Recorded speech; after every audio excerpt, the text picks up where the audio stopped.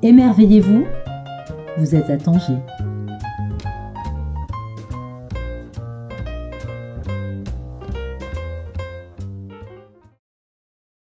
Bonjour à toutes et à tous en ce dimanche matin où j'ai le plaisir et l'honneur d'accueillir ma grande Yasmine Chamy. Alors, Voilà. C'est moi qui ai le bonheur et l'honneur d'être reçue chez toi. Voilà, c'est dimanche, les petits oiseaux peut-être vont chanter. Je n'ai toujours pas mangé mon croissant du dimanche matin, mais je suis très heureuse de vous présenter Yasmine. Yasmine, tu es une habituée de la librairie Les Insolites. C'est clair. Tes livres sont des habitués de la librairie Les Insolites. Les clients qui viennent découvrir de la littérature, qui viennent souvent dans la librairie me dire « on veut découvrir des auteurs, on veut découvrir des bons auteurs marocains », sont à peu près certains de repartir avec au moins un livre de Yasmine Chamy. Très très vite pour te présenter, s'il y a encore des auditrices et des auditeurs qui ne te connaissent pas. Tu es romancière, historienne, anthropologue. Pour les romans, c'est ce qui va être principalement le sujet de notre rencontre aujourd'hui. Tu as 5 romans publiés chez Actes Sud, qui est ta maison mère, qui est ton refuge. En 1999, Cérémonie. En 2017, Mourir est un enchantement. En 2019, Médée chérie. 2022, Dans sa chair. Et 2023, au mois d'août, Casablanca Circus. Et donc, nous allons parler de Casablanca Circus aujourd'hui. C'est le dernier né. C'est le dernier livre que tu as enfanté. On va parler beaucoup de naissance, probablement de maternité. Explique-nous, toi qui es assez peu dispendieuse de tes romans, ce livre, sa genèse, disons, et je sais que tu le portais depuis longtemps en toi. Pourquoi avoir autant attendu pour le publier, pour l'écrire peut-être, le finir et le publier?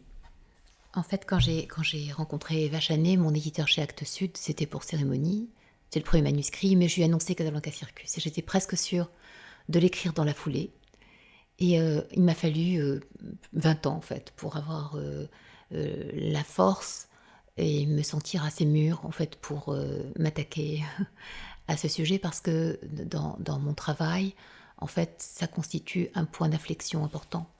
C'est un texte qui assume une maturité d'écriture, en fait, où il m'a fallu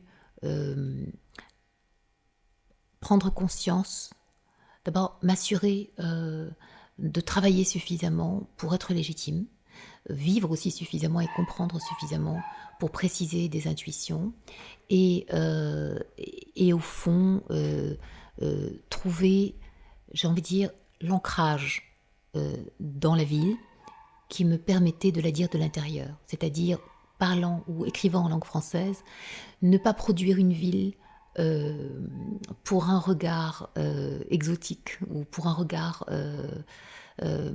extérieur, mais l'écrire dans la langue des Casablancais, c'est-à-dire écrire Casablanca dans sa propre langue, en fait trouver la langue de Casablanca, voilà, c'était ça le travail, c'était vraiment trouver la langue qui ancre l'écriture de la ville dans la ville et pas ailleurs que dans la ville. Alors, c'est pas dans le fantasme des lecteurs, pardon. C'est l'écriture de Casablanca, ceci dit, c'est l'écriture de Yasmine Chamy vers Casablanca ou pour Casablanca ou avec Casablanca. Il y a quand même cette manière d'écrire qui était extrêmement particulière. On ne me voit pas en train de faire des gestes, mais c'est comme de la dentelle, hein. Chaque mot est posé. Il y a un style, Yasmine Chamy, maintenant, depuis ces 5 livres, avec des phrases... certains de tes lecteurs ou de tes lectrices me disent c'est un peu du Proust, c'est-à-dire voilà, on sait que chaque virgule a été longuement pensée avant d'être posée. Ce sont parfois des phrases qui peuvent être longues, qui peuvent occuper dans le livre 7, 8, 10 lignes.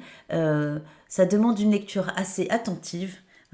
J'ai envie de dire que Casablanca, par moments, me semble être plus précipité que ton écriture qui est très pensée. Mais en réalité, j'y vois là aussi ton regard d'anthropologue et ton regard d'historienne qui cherche à découdre un sujet, tu vois, à le détisser le plus possible pour le comprendre. On va expliquer la trame principale de Casablanca Circus. Une jeune femme, une héroïne, May, Raconte-nous. Alors d'abord sur l'histoire de l'écriture, effectivement, et sur le déploiement de la phrase. En réalité, je pense que j'y ai beaucoup réfléchi pour écrire ce livre. Et ça aurait été presque une trahison de la ville de la réduire à son aspect trépidant immédiat. Parce que c'est une ville qui est extrêmement sédimentée. C'est-à-dire qu'il y a une stratification, une archéologie de la ville, en fait, que l'archéologie de la langue, à laquelle renvoie l'archéologie de la langue, si je veux dire. C'est-à-dire qu'en fait, le déploiement de la langue, le point, en fait, dans la phrase, il marque la rupture. Et Casablanca, ça n'est pas, paradoxalement, une ville de rupture. Justement, c'est une ville où le maillage des liens permet la survie des uns et des autres. Et c'est vraiment ce que j'ai essayé de déployer dans Casablanca Circus, en fait. C'est à quel point la complexité est au cœur de la toile de la ville. C'est une ville qui grandit comme une toile, comme une espèce d'immense toile, je n'ai pas envie de dire d'araignée, mais un peu comme les araignées géantes de Louise Bourgeois, en fait. Et en fait, c'est pour ça aussi d'ailleurs que la figure de la mère est si importante, ou des mères est si importante dans la ville, comme si en fait la ville générait, les mères généraient la ville, qui génère les mères, qui génère la ville, qui génère les mères. Et on est dans une espèce de tissage absolument... une intrication, une imbrication des constructions qui donne à penser la rupture, la violence des arrachements. Et donc, en fait, ça raconte l'histoire d'un couple qui rentre au Maroc après avoir fait des études à l'étranger. Un couple, lui, est de la classe moyenne, elle est d'un milieu très, très, très privilégié. Elle est historienne et sociologue, il est architecte. Et en fait, ils ont des idéaux en commun. Et ils ont quelque part grandi intellectuellement à Paris, où ils ont fait leurs études. Et au nord du monde, eh bien, ils étaient extrêmement liés par leur appartenance au sud. Et donc, ça veut dire une certaine vision de l'Occident, de la guerre en Irak, de la Palestine, du féminisme. C'est un homme féministe, en fait, quand il est au nord, mais quand il rentre chez lui, c'est plus compliqué parce que chacun est confronté, en fait, au modèle que propose la société marocaine contemporaine, et en particulier la question du virilisme et de la réussite des hommes, et la manière dont les femmes tentent face à ce patriarcat qui s'exprime de manière assez radicale, assez dure, de préserver les territoires du vivant. Et donc May est enceinte, et donc spontanément, quasi, pas spontanément, quasi naturellement, avec tout ce que ça suppose, cet adverbe-là, elle portant en elle cette grossesse d'une petite Selma, elle va du côté du vivant, c'est-à-dire elle pense justement à la préservation de ce qui est tissé, de ce qui est lié, de ce qui permet de vivre et de survivre quand on est en situation de précarité. Et lui, Cherif, en fait, il est pris par les injonctions de la réussite, et donc il va aller détisser, délier. Il ne se rend pas compte parce que ce projet dans lequel il s'implique de recasement, de relogement de bidonvillois dans le cadre du projet Ville sans bidonville, initié par l'État marocain en 2001, le met sans qu'il le mesure complètement, parce qu'il n'est pas lucide. Il est entravé par son besoin de réussite, par aussi cet orgueil phallique qui l'anime.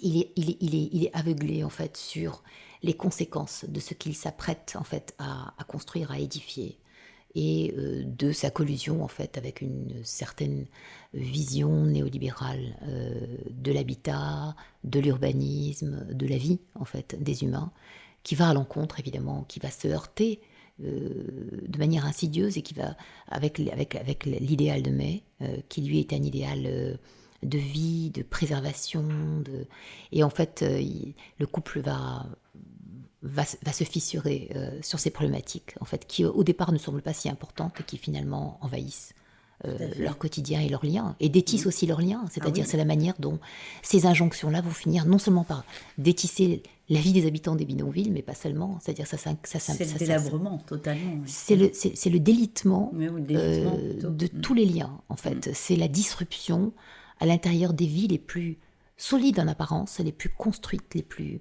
Au fond, la vulnérabilité des vulnérables, elle renvoie à la vulnérabilité de ceux qui se croient invulnérables. Tout à fait. Nous sommes tous vulnérables dans ces contextes-là. C'est un peu le projet de ce roman.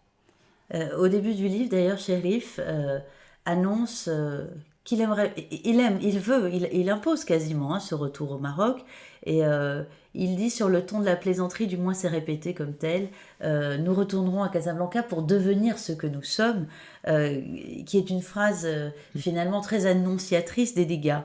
Comme si jusqu'alors, ils n'avaient pas vraiment été qui ils étaient, ou du moins lui n'avait pas vraiment été qui il était. Et tout va se jouer... voilà, sur cette... il y a une sorte d'échelle des valeurs dans ton livre, où il n'y a pas de regard... il y a 2 narrateurs, hein. Il y a un narrateur extérieur, puisqu'il y a 2 narrations, et ça c'est aussi important. C'est ce qui donne une certaine densité aussi au livre. Il y a le narrateur extérieur qui raconte ce que vit May, donc à la 3e personne du singulier. Et puis il y a aussi l'intervention régulière, des extraits du carnet de grossesse, pourrions dire, une sorte de journal intime plutôt, qui est crimé. Pour sa fille, qui est aussi pour elle finalement. Oui. Hein, c'est une manière de consigner ce qu'elle est en train de constater. Oui. Voilà, tout est mis en abîme. Mais ce qui est intéressant, c'est de voir à quel point, au fur et à mesure de l'écriture de ce journal, May réalise avec qui elle vit aussi.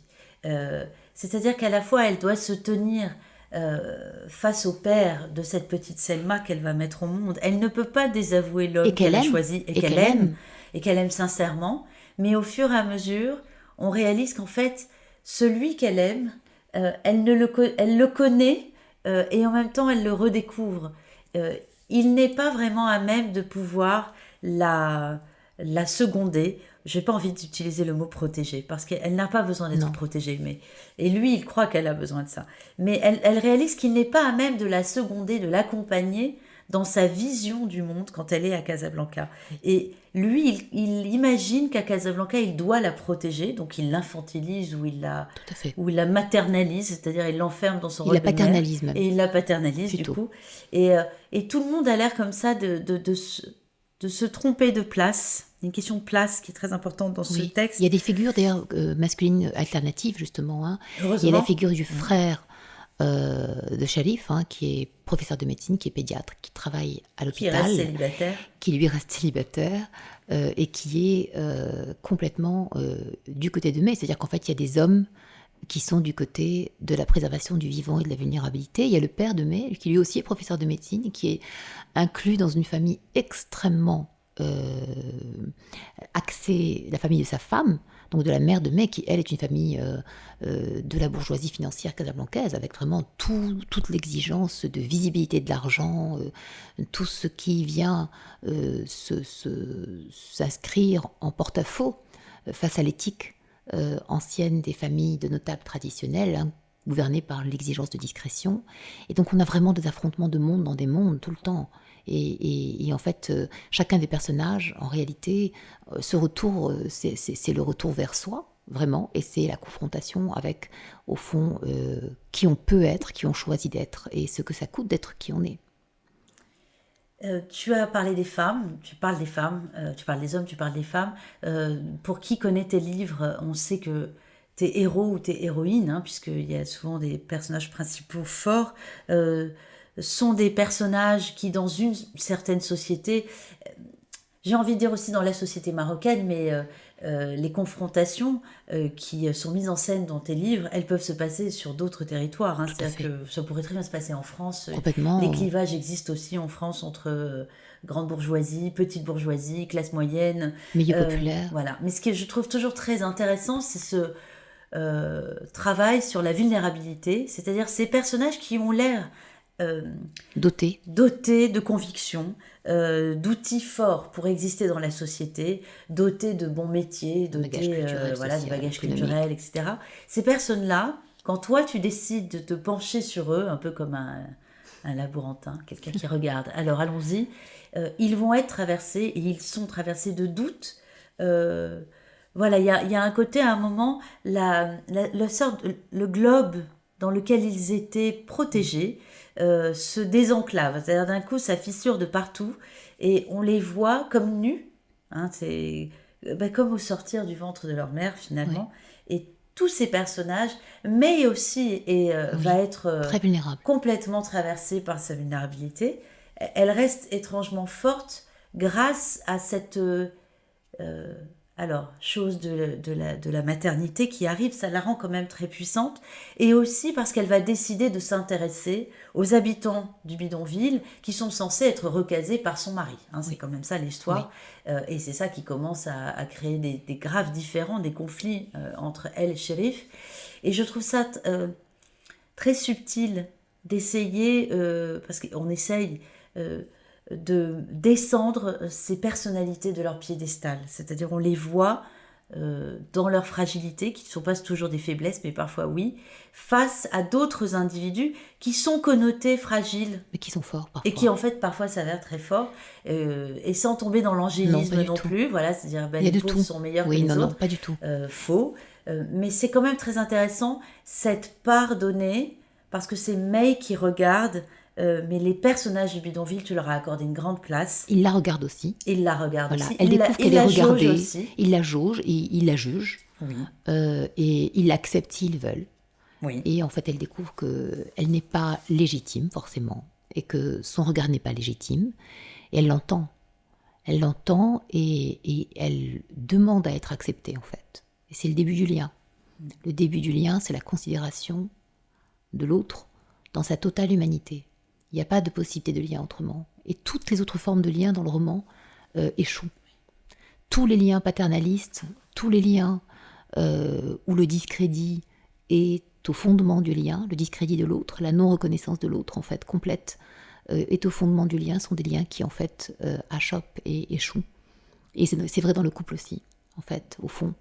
Et ce que May entend, au terme de cette expérience radicale, en fait, hein, de refondation de soi, que lui offrent les gens du bidonville, le cadeau vient de là, c'est à quel point elle n'est pas considérée dans son couple, à quel point cet homme qu'elle aime, qui est le père de ses enfants, utilise toutes les stratégies possibles de l'affectivité, de la toile d'araignée des sentiments, pour au fond ne pas la reconnaître, tout en prétendant la protéger.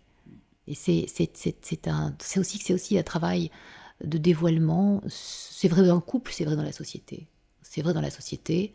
Il y a les rapports d'autorité et de domination de la mère de May face à Yemna, la nounou de May. Il y a même le rapport entre May et Yemna qui se retisse autrement à travers l'expérience du bidonville, avec une prise de conscience très importante pour May de ce que Yemna signifie dans sa vie, de ce qu'elle lui a donné avec beaucoup de générosité, mais de ce qu'elle a dû retirer à son propre fils pour le donner à May. Et oui. Et au fond, personne n'est qui il croit être. Hein, et on voit bien que toutes les identités initiales, c'est-à-dire toutes les représentations initiales sont fissurées par ce choix qu'elle fait de rencontrer radicalement les autres. Alors il y a aussi quelque chose dont on parle assez peu quand on présente ton livre, enfin en tout cas moi j'oublie de le présenter, c'est la question du désir dans la société. Parce que ce couple a l'air de vivre dans un désir assez salvateur quand il est à Paris, parce qu'il n'y a pas vraiment, finalement, quand ils sont à Paris, semble-t-il, ils ne sont pas vraiment vus par les autres. Ils existent sans exister, et ils existent l'un envers l'autre comme le composant du couple. Il y a un petit garçon déjà, hein, on oublie de dire qu'il y a déjà un petit garçon qui est merveilleux, Elias, hein, il est plein de vie, c'est un peu le prince de la famille. Et ce désir, quand ils arrivent au Maroc, quand ils arrivent à Casablanca, il est remis sur le devant de la scène parce qu'ils deviennent un couple familial, c'est-à-dire ils sont récupérés par les familles. Ils n'habitent plus dans l'appartement ou l'intimité qu'ils auraient choisi, mais ils sont relogés eux aussi finalement. Oui, il y a une question d'habitat importante, par facilité dans un appartement choisi par la famille de May, la mère de May, avec la nounou de May qui revient. Donc j'ai l'impression que tout le monde est tout le temps infantilisé. On va finir, on a été bavarde, mais tout le monde dans cette société est constamment infantilisé. Et comment parler du désir quand deux adultes sont infantilisés ? Tout à fait. C'est l'écueil. C'est l'écueil et c'est vrai que ce qui les liait profondément, c'est-à-dire la liberté radicale de l'autre, en fait, de l'autre comme autre, vient dans une société profondément endogame, en fait, quelque part lentement mais sûrement étouffer toute possibilité de désir. C'est-à-dire qu'il y a une fraternisation des chairs qui en fait rend le couple impossible. Rend le couple, ou alors c'est un couple, en fait c'est un couple qui n'est plus fondé justement sur la dynamique du désir, c'est un couple qui serait fondé sur l'alliance, et dans le cadre de l'alliance, c'est un couple qui est en mésalliance, au fond profonde, et du point de vue social. Donc en fait le couple ne peut pas tenir, il est condamné. En fait le moment au moment où Cherif s'associe avec le cousin de Mai, ce promoteur immobilier complètement ancré dans des logiques de rentabilité et de profit du logement social, et où en fait Mai se met à se battre contre ce cousin qui est devenu l'allié de son mari, alors même qu'elle tente de s'extirper de l'endogamie de son milieu, et qu'elle a choisi ce mariage par effraction pour précisément en sortir, mais qu'il la ramène là. On comprend bien que... Et d'ailleurs, le choix de Mai d'aller rencontrer les habitants du bidonville, c'est une sorte de radicalité encore plus grande que son mariage avec Cherif, qui vient la sortir définitivement des mondes où elle ne veut pas être enclose, mais en réalité, tout l'y ramène. C'est-à-dire qu'il va falloir qu'elle aille très loin dans le déracinement social pour être elle-même, pour se choisir. C'est un livre que je ne peux que conseiller de lire et de relire, Casablanca Circus. Merci beaucoup Yasmine. Merci à toi de m'avoir reçu. C'est toujours un bonheur de t'écouter, ça pourrait durer des heures, moi je suis complètement charmée. Merci à Franck. Merci Franck. Merci à vous toutes. Merci beaucoup Stéphanie.